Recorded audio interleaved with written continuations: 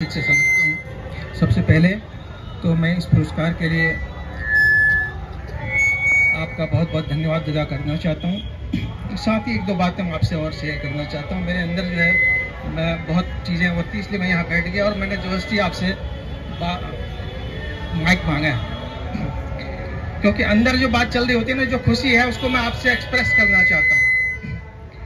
सबसे पहले माता सावित्रीबाई फुले को सत सत नमन, और साथ में माता फातिमा को भी आज सत सत नमन करेंगे, और उस्मान शेख साहब को भी नमन करेंगे, क्योंकि ज्योतिबा फुले साहब और माता सावित्रीबाई फुले ये कहती थी, अगर उस्मान शेख साहब नहीं होते, माता फातिमा शेख नहीं होती, तो शायद मैं भी ज्योतिबा फुले नहीं होता। तो हम उनको भी आज नमन करते हैं। तो आज जो है देखिए, मैं बहुत ज़्यादा नहीं बोलूँगा। माता सावित्रीबाई के बारे में मुझसे पहले भी बहुत सारे लोग बोल चुके हैं। बहुत सारे आप लोग तमाम आजकल आपके पास माध्यम है, आप उसको सर्च कर लेंगे, पढ़ लेंगे। मैं एक जो बात आपसे कहना चाहता हूँ वो बात ये है कि आपने आज एक सांस्कृतिक परिवर्तन की तरफ आपने कदम बढ़ाया है। देखिए, मैं उसको क्यों कह रहा हूँ ये बात, सांस्कृतिक कदम परिवर्तन की तरफ कदम बढ़ाया है।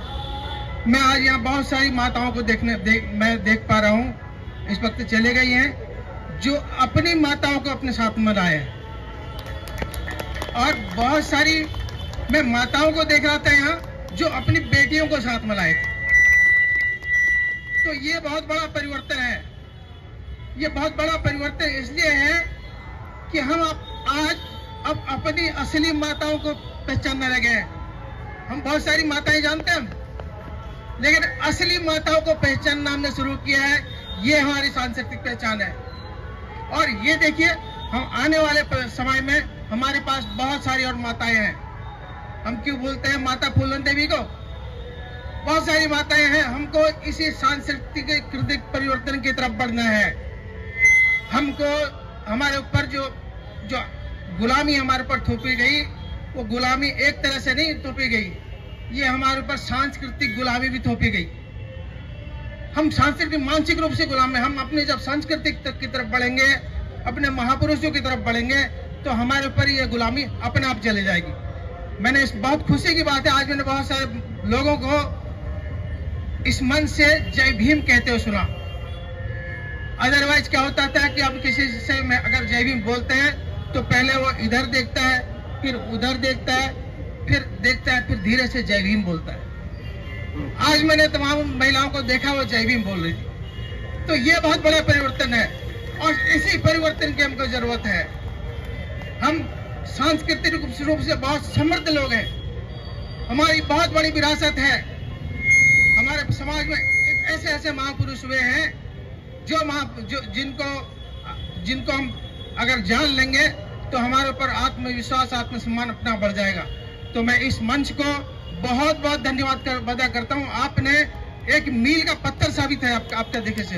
देखिए, इस वक्त हम जो है जब किसी हम इमारत का निर्माण करते हैं तो वो निर्माण सबसे पहले उसकी प्लानिंग का स्तर होता है। भूमि चाहिए, उसके बाद उसकी फाउंडेशन चाहिए। तो जब उसकी प्लानिंग है, भूमि है और इमारत की जो बुनियाद है, वो किसी को दिखाई नहीं पड़ता है। अब हमने और आपका जो काम है, ये बुनियाद का काम है।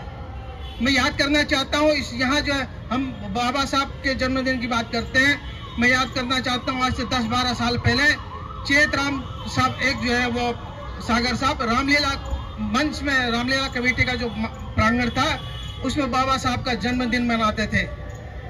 और उसमें उपस्थिति कैसी होती थी? हमारे जो बहुत ही कमजोर किस्म के बच्चे होते थे, वो बच्चे वहाँ शिरकत करते थे।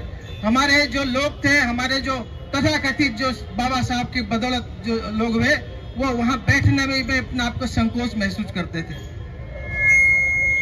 वो सोचते थे कि वहाँ बैठेंगे तो हम अम्बेडकर साहब के अनुयायी कहलाएंगे, या पता नहीं उनके मन में जो इंफीरियरिटी कॉम्प्लेक्स है। तो मैं ये जो दिवस है, इसको, इस दिवस को सांस्कृतिक वर्धन का दिवस इसलिए कह रहा हूं कि आज आप सीना ठोक के और बहुत चौड़ा होकर बहुत गर्व से आप कहते हैं जय भीम। तो समय बहुत कम हो रहा है, मैं अपनी बात को माँ तुझे सलाम। जय भीम, जय भारत।